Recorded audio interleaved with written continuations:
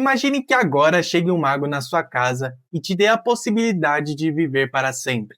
Você aceitaria?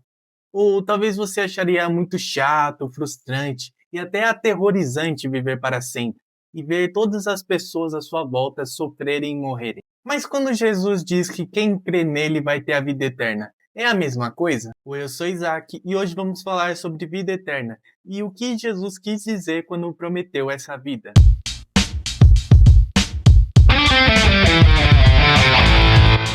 A verdade é que a maioria de nós quer viver para sempre e que a morte é algo estranho. Nós fomos criados com esse desejo de eternidade. É por isso que a morte é algo tão estranho para nós. Mesmo que seja a única certeza biológica, nós nunca nos acostumamos com a perda. Um dia você está andando com uma pessoa e vocês indo juntos, compartilham momentos. No outro dia você não pode mais vê-la, pois o tempo passou rápido demais. E aqueles momentos compartilhados se tornam somente memórias, a qual nós desejamos que voltem. Mas quando Jesus diz que vai nos dar vida eterna, ele não diz apenas em duração de tempo, mas de qualidade. No capítulo 17, versículo 3 de João, Jesus diz: A vida eterna é essa, que te conheçam a ti, o único Deus verdadeiro, e a Jesus Cristo, aquele que tu enviaste. A vida eterna que Jesus apresenta não é um simples viver para sempre, mas uma conexão e um relacionamento com Deus, que pode ser vivido desde agora. Ele também diz no capítulo 10 de João, no versículo 10, Eu vim para que tenham vida e a tenham em abundância. Essa palavra vida no grego é zoe, que é uma vida espiritual, uma reconexão com Deus. É diferente da palavra bios, que é uma vida biológica e física. Para deixar mais clara a diferença, eu vou dar um exemplo. Imagine uma pessoa que tem o seu bios perfeito. Corpo em forma, saúde, muito dinheiro na conta e mesmo assim está morta por dentro, sem propósito, vazia e desconectada de Deus. Isso é ter bios, mas não ter zoe. Por outro lado, quando você aceita Cristo, a vida zoe entra em você. É por isso que Jesus diz que a vida eterna começa desde agora. Ela não começa quando o seu coração para de bater. Ela é o Espírito de Deus restaurando a sua alma hoje, te dando paz em meio ao caos e uma alegria que o mundo não consegue explicar ou arrancar de você. Então a ideia de Jesus não é só trazer uma vida longa e duradoura, e sim uma conexão com Deus. Agora, por que essa conexão? A Bíblia diz sobre estarmos mortos em nossos pecados, como diz em Efésios 2:1. Ficamos desconectados de Deus. E mais por causa do sacrifício de Cristo, temos vida, temos zoe.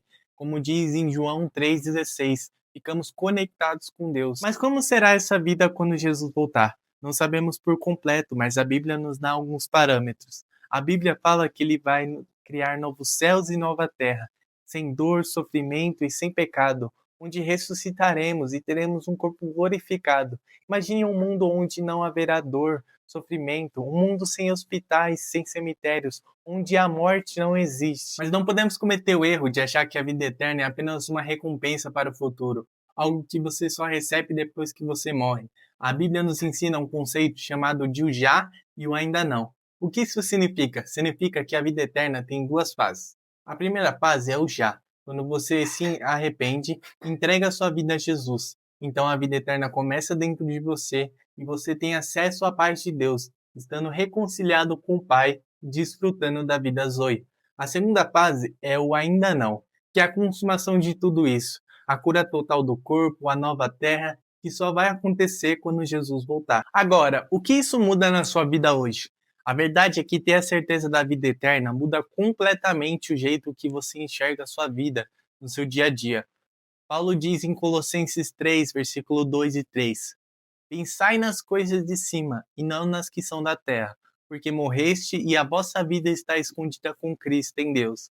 Mas claro, viver uma vida com uma mentalidade na eternidade não significa estar alienado às coisas do mundo. Significa mudar as suas prioridades. Significa entender que a sua carreira, o seu dinheiro e os seus bens materiais são ferramentas passageiras, mas que as pessoas e o reino de Deus são eternos. Quando você entende isso, você para de gastar a sua vida brigando por coisas pequenas e começa a investir a sua vida nas coisas que vão durar para sempre. Além disso, ter uma perspectiva na eternidade muda a forma como reagimos ao sofrimento. Quando, por exemplo, passamos por dias difíceis, doenças ou decepções. Paulo fala em Romanos 8,18: Pois tem para mim que as aflições desse tempo presente não se podem comparar com a glória que há de ser revelada. Por isso, não devemos nos desesperar com as dificuldades, mas devemos colocar a nossa esperança em Deus. Se esse vídeo te abençoou, deixa o like e compartilha. E até a próxima!